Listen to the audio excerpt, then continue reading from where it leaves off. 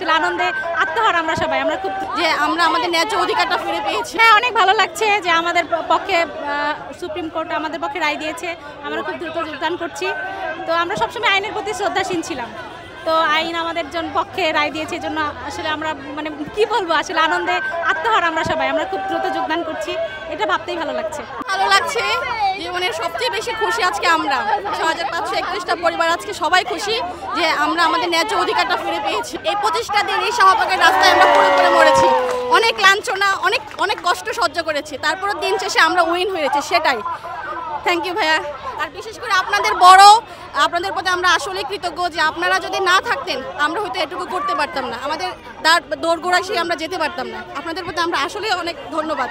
আসলে এই অনুভূতি প্রকাশ করার মতো না। মহান রব্বুল আলামিনের কাছে অসংখ্য ধন্যবাদ।